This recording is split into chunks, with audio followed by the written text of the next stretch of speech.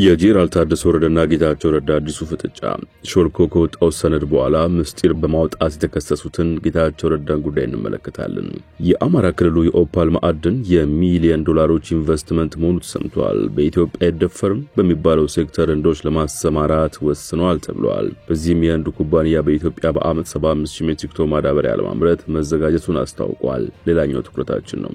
ከዚህ ውጪ ሶማሊላንድ ኢትዮጵያን ዕውቅና ሰጪ ስትል ይፋዊ ጥሪ አቅርባለች። ሌሎች ጉዳዮችም ተካተዋል። አክብሮታዊ ሰላምታችን በያላችሁበት ይድረስ። የተወደዳችሁ ሸገር ታይምስ ቤተሰቦች እንዴት ናችሁ? የሰዓቱ ዜናችን በመግቢያችን ላይ ያስተዋወቅናችሁን ጨምሮ ሌሎች መረጃዎችን አካቶ ይዟል። አብራችሁ እንድትቆዩ ጋበዝን። ወደ ዜናዎቹ አለፍን።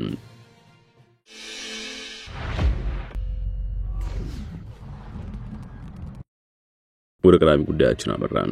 የጄኔራል ታደሰ ወረደና ጌታቸው ረዳ አዲሱ ፍጥጫ ሾልኮ ከወጣው ሰነድ በኋላ ምስጢር በማውጣት የተከሰሱትን ጌታቸው ረዳን ጉዳይ እንመልከት። ባለፈው ሳምንት መጀመሪያ ቀናት የቀድሞው ትግራይ ክልል ጊዜያዊ አስተዳደር ፕሬዝዳንት ጌታቸው ረዳ በፋና ቴሌቪዥን ቀርበው ባካሄዱት ቃለ ምልልስ ያነሷቸው ጉዳዮች ከክልሉ የጸጥታና የሰላም ቢሮ ከፕሬዝዳንቱ ጽሕፈት ቤትና ከህወሓት በኩል ከፍተኛ ተቃውሞ አስተናግዷል። የፌዴራሉ መንግስት ጌታቸውን ሲጠቅሙ የስም ማጥፋት ዘመቻ እያካሄደ ነው፣ የፕሪቶሪያውን ስምምነት የጣሰ ነው፣ ተግባሩ ኃላፊነት የጎደለውና የክልሉን ብሔራዊ ጥቅም የሚጎዳ ነው የሚሉ ትችቶች ቀርበውበታል። ጌታቸው ረዳ ከፋና ቲቪ ጋር በነበራቸው ቆይታ የትግራይ ጸጥታ ኃይሉ አመራሮች በወርቅ ማውጣትና የንግድ ተግባር የመንግስትን ገንዘብ በመዝረፍ በህገወጥ የሰዎች ዝውውር ሳትፈዋል ሲሉም በስም በመጥቀስ መናገራቸው ይታወሳል። በክልሉ የተቀናጀ ሙስና በከፍተኛ አመራሩ እየተፈጸመ ነው ሲሉም ተናግረዋል። አሁን ላለንበት ትርምስና ስርዓት አልበኝነት የበቃኑ መጠየቅ የሚገባቸው ባለመጠየቃቸውና በወንጀል ሰንሰለት ውስጥ ያሉ ሰዎች ባለመጋለጣቸው ነው ብለዋል። አሁን ባለው ሁኔታ ከትግራይ ህዝብ ጥቅምም ሆነ ከሰላሙ ጋር የተያያዘ ምንም አጀንዳ በሌላቸው ጥቂት ጥቅመኞች በአፈና ውስጥ ያለ ነው ሲሉም ገልጸዋል።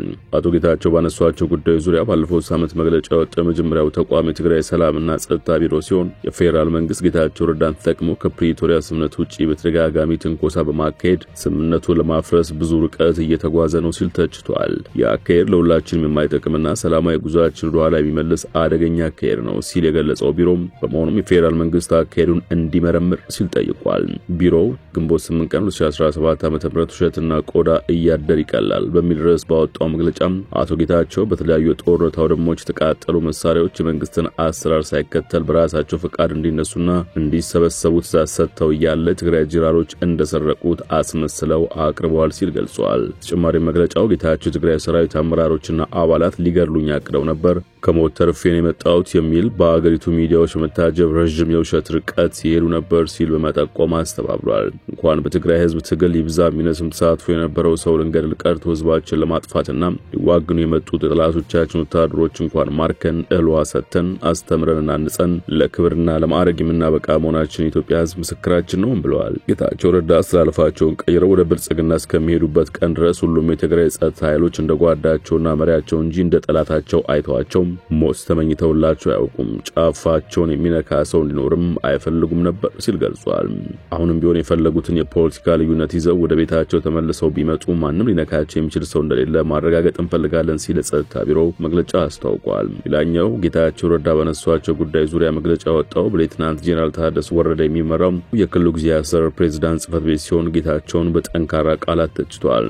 የትግራይ ክልል ጊዜያዊ አስተዳደር ፕሬዝዳንት በመሆናቸው ብቻ ሊያውቋቸው የቻሏቸውን ብሔራዊ ጉዳዮች ተደርገው እስከ መጨረሻው ሊጠበቁ የሚገባቸውን ምስጢሮች ለርካሽ አገልግሎት አውለውታል ሲል ተችቷል። ያገኙትን መረጃ ለትግራይና ለህዝቦች የሚደርሱትን ጉዳት ቦታ ባለመስጠት ለርካሽ ዓላማ አውለውታል። ኃላፊነት የጎደለው ተግባር ነው፣ ህጋዊና ሞራላዊ ቁመናውን የሳተ ነው ሲልም ገልጿል። ጌታቸው በስልጣን በቆዩባቸው ጊዜያት የታዩ ውድቀቶችን ሙሉ በሙሉ በሌላ አካል በማሳበብ ከሳሹ ነው ታይቷል ሲልም ተችቷል። ይህ ያሳዩት ተግባር አዲስ ትውልድ ወደ አመራርነት መጥቷል ብሎ ተስፋ በማድረግ የደገፋቸውን የትግራይ ወጣት ያሳፈረ ብቻ ሳይሆን ፍትህና ተጠያቂነትን ወደ ሚዲያ ፕሮፓጋንዳነት ያወረደ ኃላፊነት የጎደለው ተግባር ነው ሲል ኮንኗል። በተመሳሳይ ህወሓት ግንቦት 9 ባወጣው መግለጫ የፌዴራል መንግስት የፕሪቶሪያው ስምምነት በጣሰ መልኩ ባለስልጣናቱንና የሚዲያ ሰራዊቱን በመጠቀም በትግራይ ህዝብ በፖለቲካ ድርጅቶችና በክልሉ ተቋማት ላይ ከፍተኛ የፕሮፓጋንዳ ዘመቻ እያካሄደ ይገኛል ሲል አስታውቋል። የፌዴራል መንግስት እያካሄደ ያለው የፕሮፓጋንዳ ዘመቻ ካልተገበራቸው የስምምነቱ ነጥቦች ጋር ተዳምሮ በትግራይ ህዝብና ዓለም አቀፉ ማህበረሰብ ዘንድ ከፍተኛ ስጋት ፈጥሯል ሲል ገልጿል። ጠቅላይ ሚኒስትሩ የአፍሪካ ቀንድ አማካሪ ሚኒስትር ሆነው በተሾሙት ጌታቸው ረዳ አማካይነት ሰሞኑን የተደረገው ስም ማጥፋት የፌደራል መንግስቱ በትግራይ ህዝብና ተቋማቱ ላይ የከፈተው ስም ማጥፋት ዘመቻ አካል ነው ሲል አመላክቷል። እየተካሄደ ያለው ዘመቻ በፕሪቶሪያ ስምምነት ፈራሚ አካላት ዘንድ ሊኖር የሚገባውን መተማመን የሚሸረሽር ተግባር መሆኑን ሊታወቅ ይገባል ብለዋል። የኢትዮጵያ መንግስት እያካሄደ ካለው ስምምነቱን የሚጥስ ዘመቻ ተግባር ተቆጥቦ ለፈረመበት ስምምነት ተገዢ እንዲሆን ሲል ጠይቋል። ለስምምነቱ ተግባራዊነት ሊሰራ ይገባል ሲልም አሳስቧል። በኢትዮጵያ የውጭ ዜጎች በሊዝ የመሬት ባለይዞታ እንዲሆን የሚፈቅድ የአዋጅ ረቂቅ በነገው ዕለት ለፓርላማ ሊቀርብ ነው ተባለ።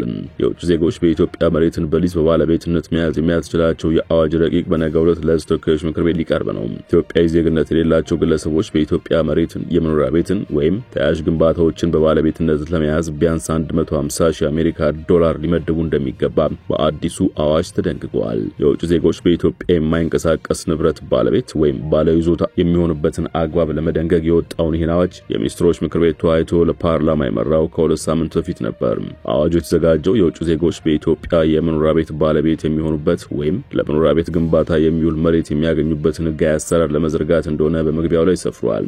መኖሪያ ቤት ማለት ለግለሰብ ወይም ለቤተሰብ መኖሪያነት የሚያገለግል ለንግድ ዓላማ መዋል የማይፈቀድ ቤት እንደሆነ በአዋጅ ረቂቁ የትርጓሜ ክፍል ላይ ተቀምጧል። ሆኖም ይህን መሰሉን ቤት ለመኖሪያነት ዓላማ የማከራየት መብት የተጠበቀ መሆኑን አዋጁ አመልክቷል። በውጭ ዜጋ በሊዝ ባለይዞታነት ወይም ባለቤትነት የሚያዝ መሬት ወይም የመኖሪያ ቤት የማይንቀሳቀስ ንብረት ተደርጎ እንደሚወሰድ የአዲሱ አዋጅ የትርጓሜ ክፍል ያብራራል። ይኸው ክፍል ሊዝን የሚተረጉመው አግባብነት ባለው ሕግ መሰረት በጊዜ በተገደበው ለመኖሪያ ቤት ግንባታ ዓላማ የሚውል የከተማ ወይም የገጠር መሬት የሚገኝበት የመሬት ይዞታ ስሪት ነው በሚል ነው። ዜናችን ቀጥሏል። የአማራ ክልሉ የኦፓል ማዕድን የሚሊዮን ዶላሮች ኢንቨስትመንት መሆኑ ሰማ።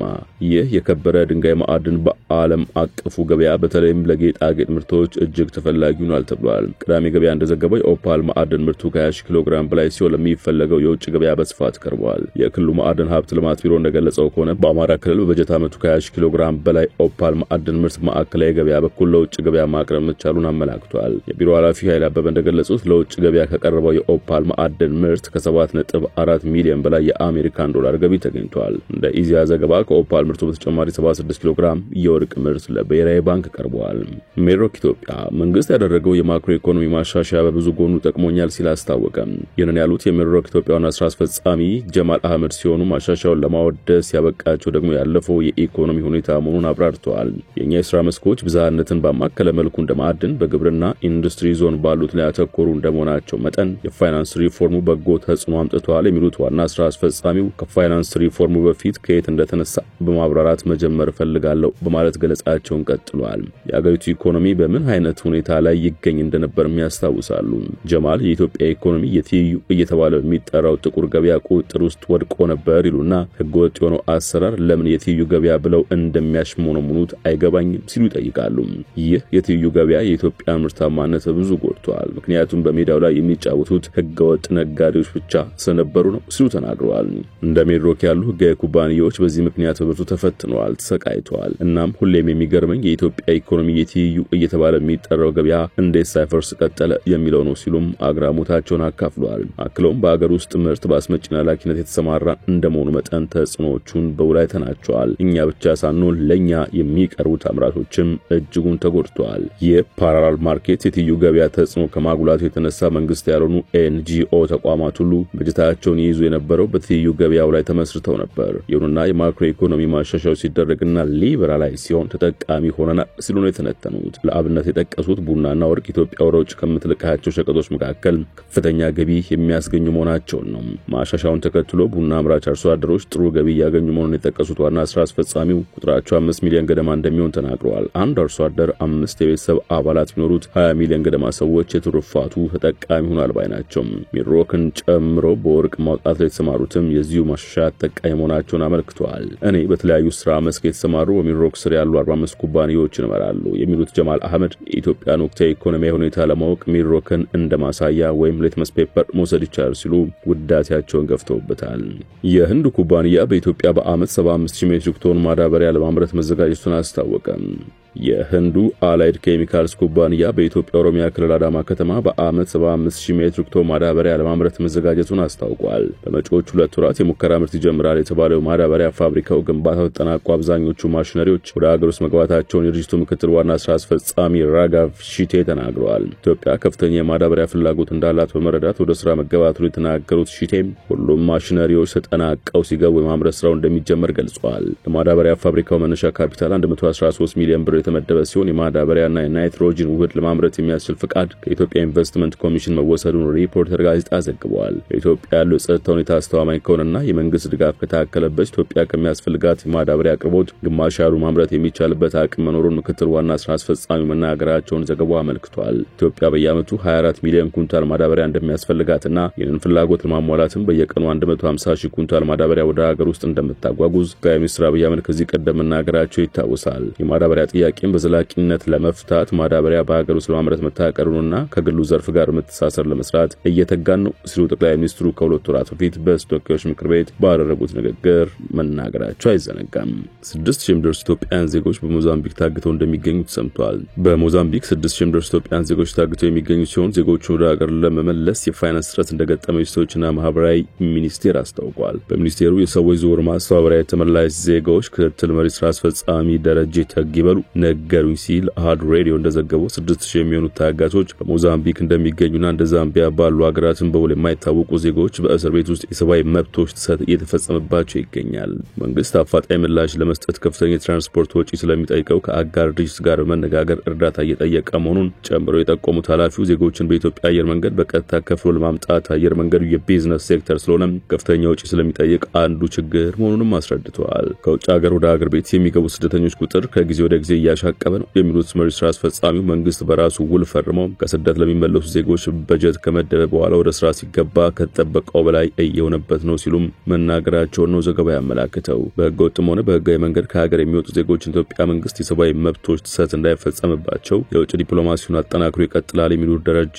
እስካሁን ባለው አፈጻጸም ከአንዳንድ ሀገራት ውጪ ዜጎች በሰላማዊ መንገድ እየተመለሱ ነው ሲሉ ጠቁመዋል። የሶማሊላንድ ፕሬዝዳንት ከ130 በላይ ለሚሆኑ ሀገራት ለሶማሊላንድ ዕውቅና እንዲሰጡ ጠይቀዋል። የሶማሊላንድ ፕሬዝዳንት አብዱራህማን መሐመድ አብዱላሂ ኢሮ ከ130 በላይ ለሚሆኑ ሀገራት ለሶማሊላንድ ዕውቅና እንዲሰጡ ጥሪ ማቅረባቸውን ገልጸዋል። ለሶማሊላንድ ነጻነቷን ያወጀችበት 34ኛ ዓመት ክብረ በዓል ላይ ንግግር ያደረጉት ፕሬዝዳንቱ ጠቅላይ ሚኒስትሮችን፣ ነገስታትንና አሚሮችን ጨምሮ ከ130 በላይ ለሚሆኑ ሀገራት ለሶማሊላንድ ዕውቅና እንዲሰጡ የሚጠይቅ የፕሬዝዳንት ደብዳቤዎችን መላካቸውን ተናግረዋል። ክብረ በዓሉ ላይ ዓለም አቀፉ ማህበረሰብ ለሶማሊላንድ የሀገርነት ዕውቅና እንዲሰጥ በድጋሚ ጠንካራ ጥሪ ማቅረባቸውን ሆርን ዲፕሎማት ዘግቧል። ፕሬዝዳንት ኢሮ ኢትዮጵያን፣ የተባበሩት አረብ ኤምሬትስ፣ ዩናይትድ ኪንግደም፣ አሜሪካ፣ ጅቡቲ፣ ታይዋን፣ ቱርክና ኬንያን ጨምሮ ከሶማሊላንድ ጋር በወዳጅነት ላይ የተመሰረተ ግንኙነትና ትብብር ላላቸው ሀገራት ምስጋናቸውን አቅርበዋል። የሶማሊላንድ የውጭ ጉዳይ ፖሊሲ በሰላም በጋራ መከባበርና በገንቢ አጋርነት መርሆች ላይ የተመሰረተ መሆኑን አረጋግጦም በአፍሪካ ቀንድና በቀይ ባህር ላይ ብልጽግናን በማጎልበትና በቀጣናዊ ደህንነት ውስጥ ወሳኝ ሚና ለመጫወት ዝግጁ ነን ብለዋል። በሶማሊያ ሞቃዲሾ በአጥፍቶ ጠፊ ጥቃት ቢያንስ 13 ሰዎች መገደላቸው ተሰማ። በሶማሊያ ዋና ከተማ ሞቃዲሾ የሚገኙ የጦር ሰራዊት ምልመላ ማዕከል ላይ በደረሰ አጥፍቶ ጠፊ ጥቃት በርካታ ሰዎች መገደላቸው ተዘግቧል። ጥቃቱ ዕለት ካዳማናዮ የጦር ሰፈር ውጭ በተሰለፉት ወጣት ምልምሎች ወረፋ ላይ ያነጣጠረ ሲሆን ቢያንስ 13 ሰዎችን ገድሏል ሲል የአሶሺየትድ ፕሬስ የዜና ወኪል የዓይን እማኞችን ጠቅሶ ዘግቧል። ፍንዳታውን የተመለከተው የቱክቱክ ወይም የባለ 3 እግር ተሽከርካሪ ሹፌር አብዱል ቃድር ሐሰን መሐመድ እንደተናገረው ከፍተኛ ፍንዳታ ደረሰ እናም ሰዎች ወደ ሁሉም አቅጣጫ መሮጥ ጀመሩ ብለዋል። ከጥቃቱ በኋላ ወዲያውኑ ኃላፊነቱን የወሰደ አካል የለም። አጥፍቶ ጠፊው ፈንጂዎቹን ባፈነዳበት ወቅት ታዳጊዎች በጣቢያው በር ላይ ተሰልፈው ነበር ሲሉ እማኞች ለሮይተርስ ተናግረዋል። አብዲ ሳላን መሐመድ የተባለ እማኝ በአውቶቡስ ስናልፍ መቶዎች የሚቆጠሩ ታዳጊዎች በሩ ላይ አይቻለሁ ብለዋል። የወታደራዊ ሆስፒታሉ የሕክምና ባለሙያዎች ለሮይተርስ እንደተናገሩት በፍንዳታው 30 የቆሰሉ ሰዎች ማግኘታቸውንና ከነርሱ መካከል 6ቱ ወዲያውኑ ሕይወታቸው አልፏል ብለዋል። በተናጠል አንድ ባለስልጣን ለአናዶሉ የዜና ወኪል እንደተናገሩት በጥቃቱ ቢያንስ 11 ሰዎች ሞታቸውን ገልጸዋል። ጥቃቱ እንደ አውሮፓውያን አቆጣጠር በ2023 ከዳማናዮ ፋሲሊቲ ቲዩ በሚገኘው በጃሌሲያር ጦር ሰፈር በአጥፍቶ ጠፊ ጥቃት 25 ወታደሮች ከተገደሉበት ክስተት ጋር ተመሳሳይ ነበር ተብሏል። የሰዓቱ ዜናችን አበቃ። በያላችሁበት ሰናይ ጊዜ ይሁንላችሁ።